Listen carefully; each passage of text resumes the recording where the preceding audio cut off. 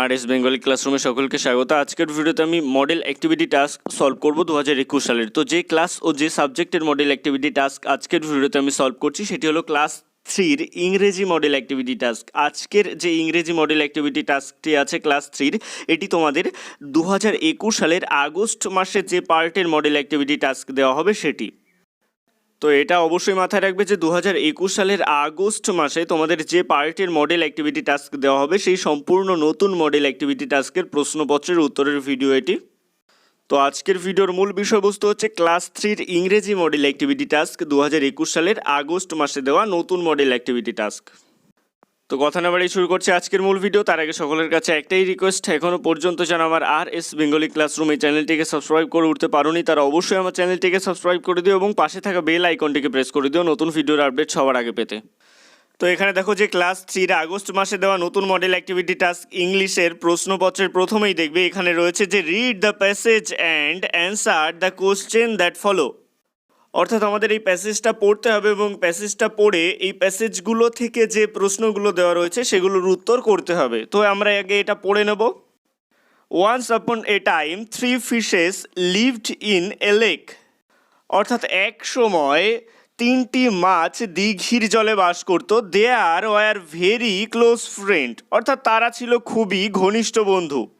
All 3 of them were very different from one another, মানে কি তারা তিনজন একে অপরের থেকে বেশ আলাদা ছিল, অর্থাৎ তিনজনই ছিল একে অপরের থেকে আলাদা।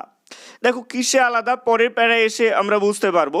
The first on believed in faith, অর্থাৎ প্রথমজন ভাগ্যে বিশ্বাস করতো, অর্থাৎ প্রথম যে মাছটি সে ভাগ্যে বিশ্বাস করতো।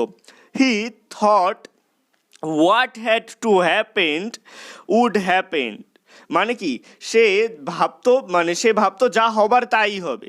The second one was intelligent, অর্থাৎ দ্বিতীয়জন ছিল বুদ্ধিমান।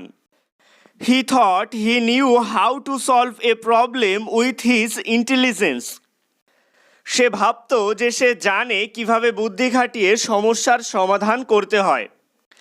The third one was the wise one, অর্থাৎ তৃতীয় যে মাছটি ছিল সেই তৃতীয় মাছটি ছিল জ্ঞানী। He thought long before taking any action, মানে সে চিন্তা করতো যে কোনো একটা কিছু করবার আগেই সে অনেক চিন্তা করতো তার আগে।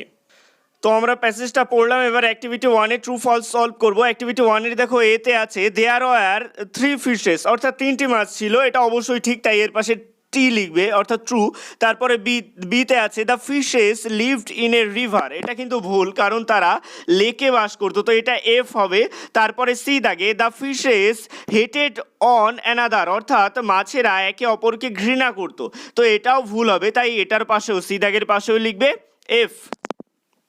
এরপর চলে আসছে অ্যাক্টিভিটি 2-তে। অ্যাক্টিভিটি 2-তেও কিন্তু ওই প্যাসেজ থেকেই প্রশ্ন করা হয়েছে। দেখো এখানে বলা হচ্ছে অ্যান্সার দ্য ফলোয়িং কোয়েশ্চেন, আমাদের নিচের দেওয়া যে প্রশ্নগুলো সেগুলো উত্তর করতে হবে। তো এতে আছে হুইচ ফিশ ওয়াজ ইন্টেলিজেন্ট, মানে কোন মাছটা ছিল ইন্টেলিজেন্ট, তো এখানে লিখবে the second fish was intelligent, the second fish was intelligent. তারপরে চলে আসছে বি দাগে আছে what did the third fish do before taking an action, অর্থাৎ তৃতীয় মাছটি কোনো কাজ করার আগে কি করতো, তো এটা লেখো the third fish thought long before taking any action, the third fish thought long before taking any action. তারপরে সি দাগ what did the first fish think, তো প্রথম মাছটি কি ভাবতো, তো এটার উত্তর হবে the first fish thought what had to happen would happen. The first fish thought what had to happen would happen. এবার চলে আসছে অ্যাক্টিভিটি 3-তে। অ্যাক্টিভিটি 3-তে বলা হচ্ছে fill in the blanks with appropriate action words from the list. দেখো নিচে একটা list দেওয়া রয়েছে, এই লিস্টগুলো থেকে শব্দ বেছে বেছে নিয়ে সঠিক জায়গায় বসিয়ে আমাদেরকে এই শূন্যস্থানগুলো পূরণ করতে হবে।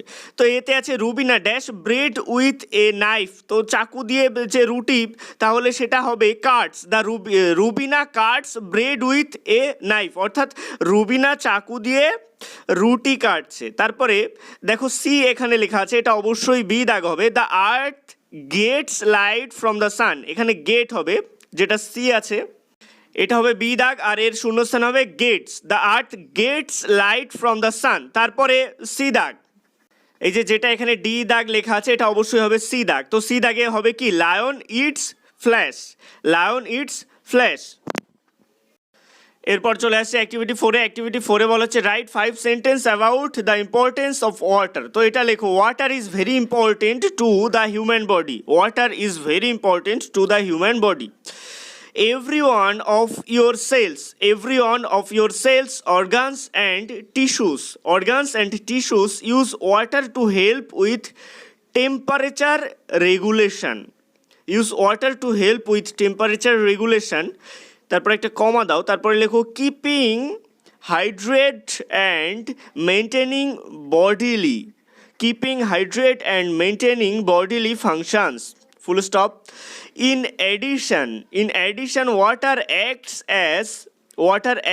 as a lubricant and cushions your joints. Drinking water is great for your overall health. তো এটাই ছিল ক্লাস 3-এর 2021 সালের আগস্ট মাসে দেওয়া নতুন ইংরেজি মডেল অ্যাক্টিভিটি টাস্কের সম্পূর্ণ ভিডিওটি কেমন লাগলো অবশ্যই কমেন্টের মাধ্যমে জানিও। ভালো লাগলে লাইক করো এবং একই ক্লাসের বন্ধুদের সাথে ভিডিওটি শেয়ার করতে ভুলো না। আর তোমাদের ক্লাসের অন্যান্য বিভিন্ন মডেল অ্যাক্টিভিটি টাস্কের ভিডিও পেতে তোমরা ডেসক্রিপশনে দেওয়া প্লেলিস্টের লিঙ্ক থেকে দেখে নিতে পারো। সবশেষে একটাই রিকোয়েস্ট, এখনও পর্যন্ত যারা আমার চ্যানেলটিকে সাবস্ক্রাইব করে উঠতে পারেনি তারা অবশ্যই RS বেঙ্গলি ক্লাসরুম এই চ্যানেলটিকে সাবস্ক্রাইব করুন আর পাশে থাকা বেল আইকনটিকে প্রেস করুন নতুন ভিডিওর আপডেট সবার আগে পেতে।